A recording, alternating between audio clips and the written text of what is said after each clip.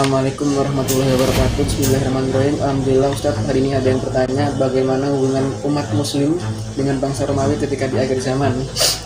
Di dalam Al-Quran dijelaskan bangsa Romawi, dalam hadis Rasul juga dijelaskan, hadis riwayat Abu Daud, Ibnu Majah, dan hadis riwayat Ahmad.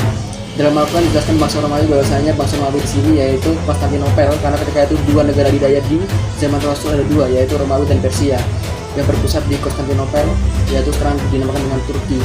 Karena sebegitu ingin tahunya sahabat Rasul mengetahui bahwasanya bagaimana sih keadaan dunia apabila dua negara hidayah diadu.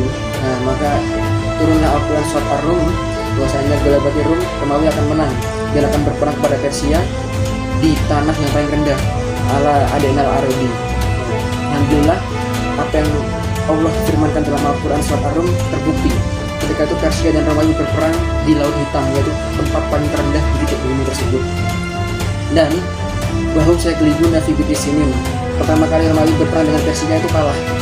Maka fi sinin dalam waktu kurun 8-10 tahun, maka Allah akan menangkan lagi Romawi Konstantinopel. Romawi di sini yaitu gereja Ortodoks. Nah, ini tentang konsep ketika di zaman Rasul antara Romawi dan Persia. Apakah Rasul punya sahabat orang Romawi dan Persia? Alhamdulillah Rasulullah mempunyai sahabat orang-orang Romawi dan Persia. Siapa orang Romawi? Syaiba Ar-Rumi, orang Romawi, dan juga orang Persia, yaitu yang anda kalian tahu semua, yaitu Salman Al-Farisi. Nah, maka kita yang kali ini akan membahas tentang hubungan umat muslim dan Romawi di akhir zaman. Dalam hadis Rasul dikatakan, hadis riwayat Abu Daud, Ibnu Majah, dan hadis riwayat Ahmad, bahwasanya umat muslim akan bersekongkol dengan orang Rom, yaitu gereja Ortodoks yang dulu di Romawi dan sekarang pusatnya yaitu di Rusia. Nah, bersekongkol dengan Ortodoks, dengan orang-orang Romawi, dan mereka akan diberikan kemenangan. Dan Allah akan berikan mereka yaitu harta rampasan perang, hingga salah satu ketika mereka menang, salah satu orang gereja tadi atau orang non muslim tadi maju ke depan jamaah dan mengatakan yang menang adalah salib. Maka ada satu orang muslim yang mendengar dan membunuh orang tadi, karena tadi kemenangan bukan karena orang salib, karena kemenangan bersama antara muslim dan orang kafir. Nah, maka ketika itu juga berpecahlah antara muslim dan kafir.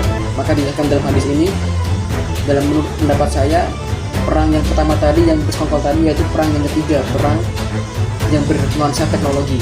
Sedangkan perang yang keempat adalah perang yang bernuansa Imam Mahdi, yaitu perang di akhir. Karena dalam akhir hadis ini disebutkan bahwasanya umat muslim akan berperang dengan orang Romawi, dan orang Romawi membawa 80 panji.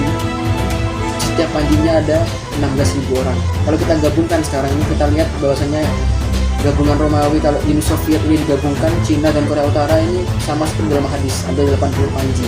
Dengan umat Islam nanti di akhir zaman hanya memiliki satu panji, yaitu panji la ilaha illallah wa roya. Maka seperti itu.